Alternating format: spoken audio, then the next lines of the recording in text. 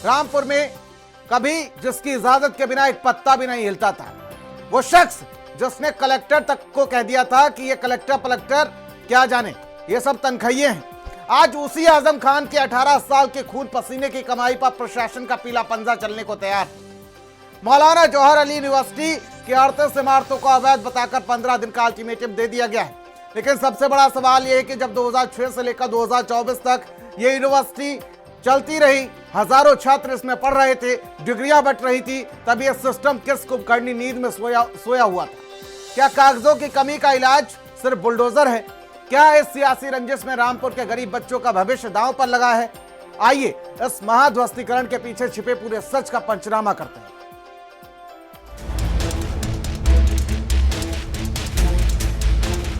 आजम खान साहब की जाती नफरत की वजह से उनके द्वारा बनाई गई मौलाना मोहम्मद अली जौहर यूनिवर्सिटी के 38 इमारतों को यह कहकर ध्वस्त किया जा रहा है कि उनके नक्शे पास नहीं हैं।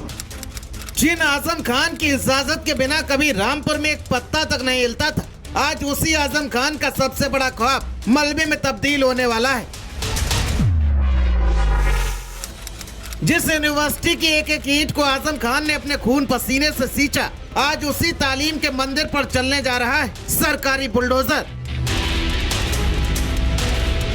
आजम खान एक ऐसा नाम जिससे आप नफरत कर सकते हैं, इख्तिलाफ रख सकते हैं, लेकिन आप इस बात को नहीं झुठला सकते कि उस शख्स ने अपनी जिंदगी की सारी कमाई, अपना सारा रसूख अपने लिए मॉल मैखाने बनाने में नहीं, बल्कि रामपुर के गरीब और शोषित बच्चों के लिए एक यूनिवर्सिटी बनाने में लगा दिया, मौलाना मोहम्मद अली जौहर यूनिवर्सिटी। लेकिन उसी यूनिवर्सिटी के 40 में से 38 बिल्डिंग्स पर मौत का फरमान आ चुका है। सिस्टम की रंजिश या कानून का राज? बिल्डिंग गिरेगी तो बच्चों के भविष्य का आखिर क्या होगा?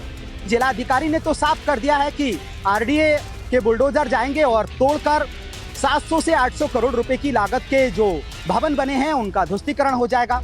2006 का वो दौर जब यूपी में समाजवादी पार्टी का डंका बजता था, तत्कालीन सीएम मुलायम सिंह यादव ने रामपुर आकर जिस जौहर यूनिवर्सिटी की नींव रखी थी, वो आजम खान की जिंदगी का सबसे बड़ा मकसद बन गई। आजम खान ने इसे सिर्फ बनाया नहीं, बल्कि अपनी सियासी ताकत और खून पसीने से इसे सींचा भी।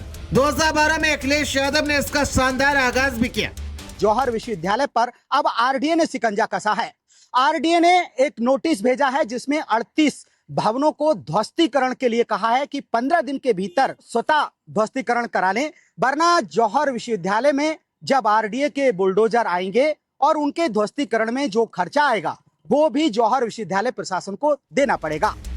जरा गौर से देखिए इन दीवारों को, ये सिर्फ ईंट और सीमेंट का ढांचा नहीं है, रामपुर के उन हजारों गरीब अल्पसंख्यक बच्चों के सुनहरे भविष्य की बुनियाद, जिन्होंने कभी बड़े कॉलेजों के मुंह तक नहीं देखे थे। 2006 में जब आजम खान ने इस यूनिवर्सिटी की पहली ईंट रखी, तो उनका मकसद पश्चिमी यूपी में शिक्षा की एक ऐसी मशाल जलाना था जिसकी रोशनी पीढ़ियों तक जाए। Engineering, medical, law, pharmacy, Azam Khan ने रामपुर के बच्चों के हाथ से हथियार छीनकर उन्हें किताबें दी। लेकिन शायद आज के सिस्टम को पढ़े लिखे नौजवानों से ज्यादा खंडरों से मोहब्बत। आज रामपुर की हवाओं में सिर्फ बुलडोजर की दहशत। योगी सरकार की जीरो टॉलरेंस की नीति अब जौहर यूनिवर्सिटी के दरवाजे पर दस्तक दे चुकी है। आरडीए की जांच में 40 में से 38 बिल्डिंग्स का नक्शा पास ही नहीं है। यूपी नगर नियोजन अधिनियम 1973 की धारा 27(1) के तहत ध्वस्तीकरण का आदेश जारी हो चुका है। प्रशासन ने 15 दिन का वक्त दिया। अगर जौहर ट्रस्ट ये खुद ये इमारतें नहीं गिराता, तो प्राधिकरण का पीला पंजा 18 साल की मेहनत को चंद मिनटों में मलबे में तब्दील कर देगा। जौहर विश्वविद्यालय का भवन का निर्माण ग्राम सिंगनखेड़ा में हुआ है, जो आरडीए के क्षेत्र के अंतर्गत आता है। ये जांच में ये ज्ञात हुआ था कि वहाँ पे जो भवन निर्माण हुआ है वो बिना अनुमति के हुआ है। जौहर यूनिवर्सिटी में 40 भवनों का निर्माण किया गया था, जिसमें से मात्र 2 ही भवन ऐसे हैं जिनका मानचित्र स्वीकृत है। शेष 38 जो भवन है बिना मानचित्र स्वीकृत कराए बनाए गए थे।